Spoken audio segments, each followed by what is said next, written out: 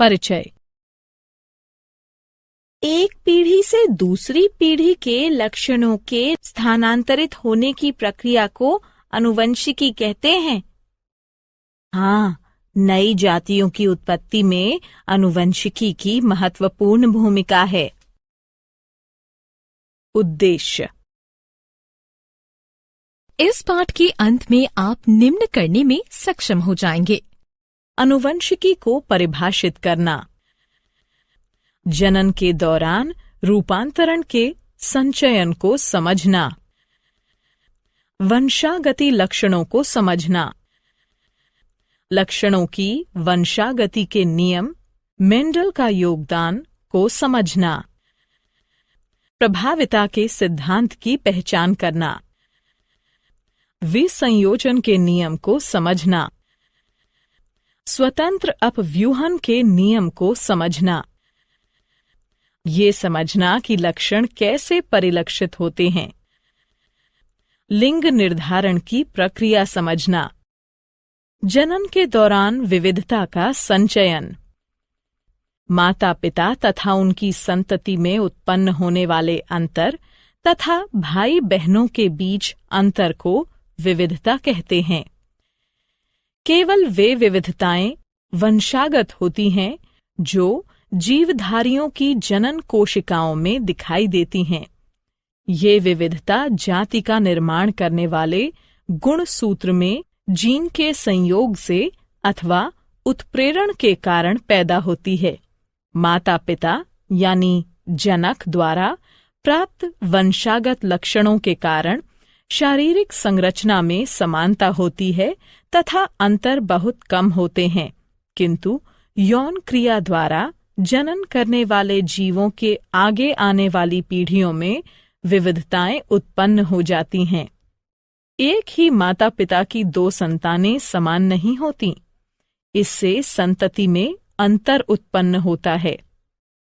इस प्रकार प्रत्येक पीढ़ी के बाद विविधताओं के संचयन के कारण भिन्नता उत्पन्न होती है। विकास के लिए विविधता कच्चे पदार्थ के समान है, आनुवंशिकी का आधार है, जीवों के नए प्रकार बनाता है, जीवों को बदले वातावरण से अनुकूलन करने में सहायता प्रदान करता है तथा प्रत्येक जीव को एक विशिष्ट पहचान देता है। वंशागत लक्षण, जो विशेषक व्यापक पदार्थों द्वारा नियंत्रित होते हैं तथा माता पिता द्वारा विरासत में प्राप्त होते हैं, वंशागत लक्षण कहलाते हैं। गतिविधि। मनुष्य के कान दो प्रकार के होते हैं, मुक्त कर्णपाली वाले कान, जुड़े कर्णपाली वाले कान।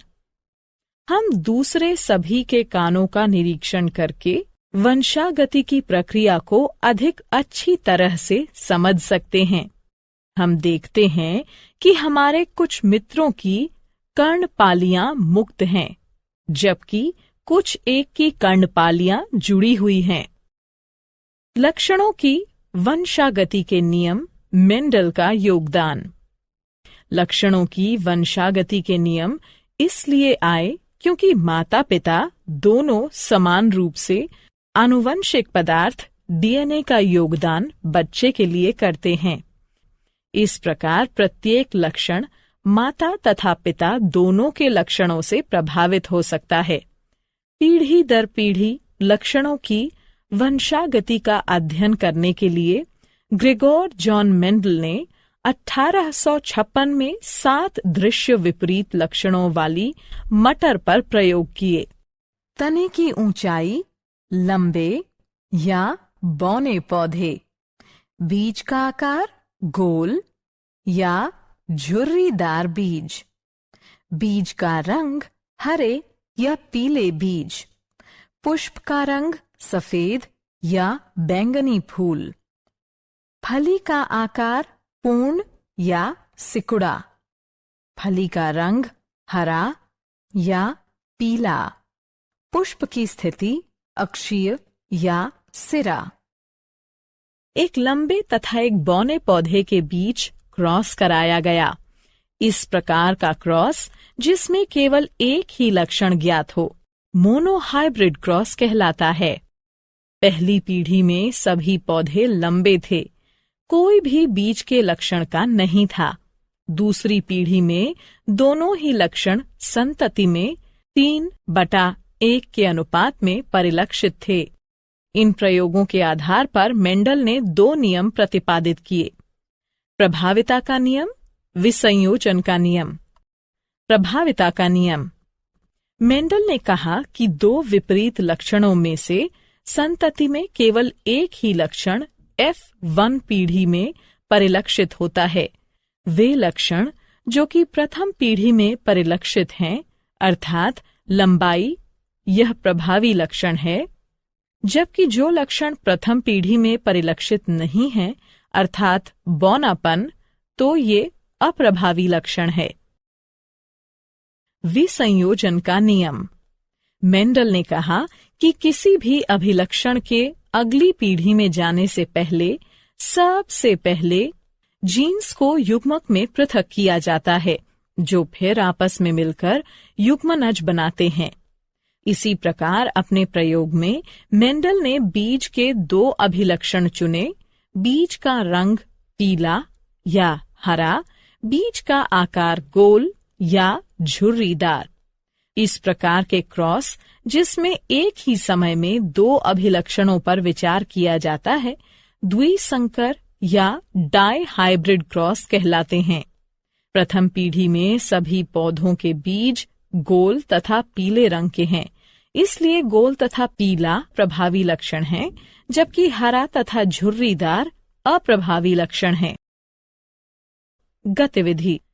इस बात की पुष्टि करने के लिए कि पीढ़ी में बड़ा टी छोटा टी तथा छोटा टी लक्षण युग्म वास्तव में 1/2/1 के अनुपात में थे, हम F2 पीढ़ी को स्वयं क्रॉस कराकर F3 पीढ़ी उत्पन्न करेंगे। F3 पीढ़ी में हम देखते हैं कि शुद्ध लंबे बड़ा टी से केवल लंबे पौधे उत्पन्न होते हैं। शुद्ध बौने छोटा टी से केवल बौने पौधे उत्पन्न होते हैं, जबकि संकर लंबे बड़ा टी छोटा टी से उत्पन्न संतति 3/1 के अनुपात में होती है, 3 लंबे तथा 1 बौना। इस प्रकार हम ये निष्कर्ष निकाल सकते हैं कि लंबाई बौनेपन पर प्रभावी है। स्वतंत्र अपव्यूहन का नियम।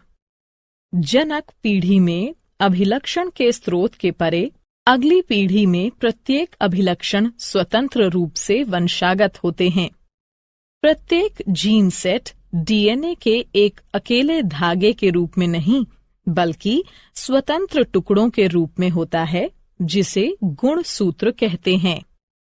इस प्रकार प्रत्येक कोशिका में गुणसूत्र की 2 प्रतियां होती हैं, एक नर जनक तथा दूसरी मादा जनक के लिए। जाति के डीएनए के स्थायित्व को सुनिश्चित करने के लिए प्रत्येक गैमीट हर एक जोड़े के लिए एक गुणसूत्र लेता है। जब 2 युग्मक संयोग करते हैं, लक्षण कैसे परिलक्षित होते हैं? प्रत्येक यूकेरियोटिक कोशिका में गुणसूत्र होता है, जो डीएनए के लंबे धागों से मिलकर बना होता है।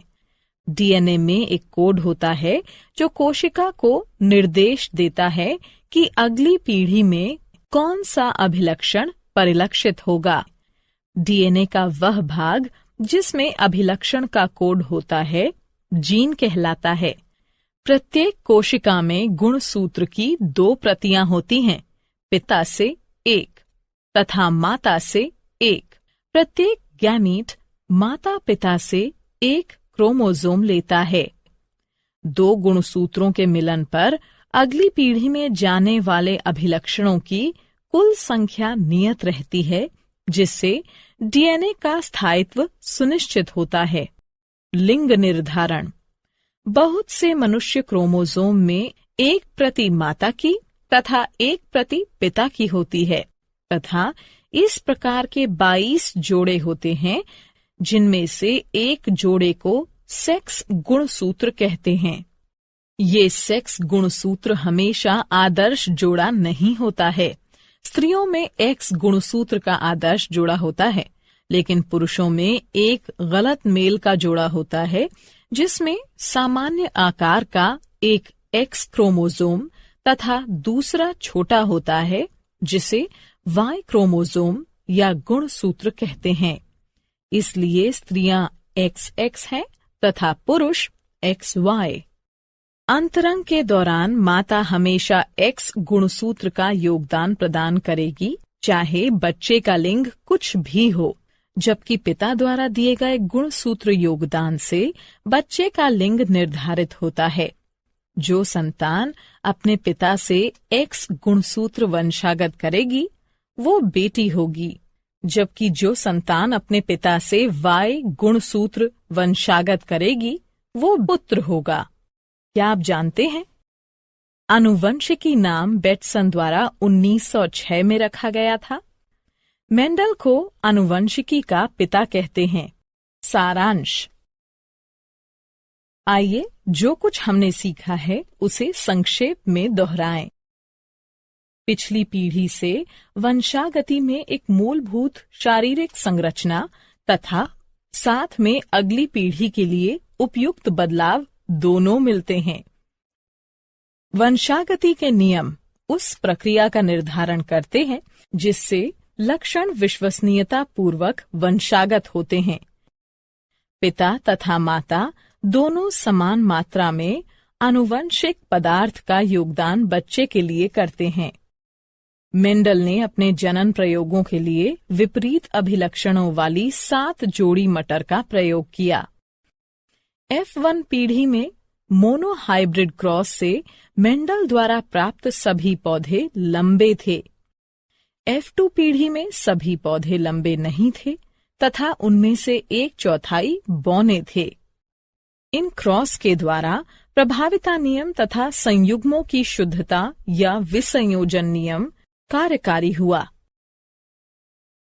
डाइहाइब्रिड क्रॉस में मेंडल को F2 पीढ़ी में 9/3/3/1 का अनुपात प्राप्त हुआ। इससे स्वतंत्र अपव्यूहन के नियम की खोज हुई। जीन डीएनए से बनते हैं जो लक्षणों की अभिव्यक्ति के लिए आवश्यक प्रोटीन का निर्माण करते हैं। मनुष्य में किसी भी व्यक्ति का लिंग आनुवंशिकी द्वारा निर्धारित होता है। मनुष्यों में गुणसूत्र के 23 जोड़े होते हैं। 23वें जोड़े को लिंग गुणसूत्र कहते हैं। स्त्रियों में XX प्रकार के सेक्स गुणसूत्र होते हैं, जबकि पुरुषों में XY प्रकार के सेक्स गुणसूत्र होते हैं। इस प्रकार पुरुषों में 44 जमा XY युग्म तथा स्त्रियों में 44 जमा XX युग्म के गुणसूत्र होते हैं। जीवधारियों के सामान्य लक्षणों में शारीरिक कार्यकारी अथवा व्यवहारिक बदलाव को रूपांतरण कहते हैं।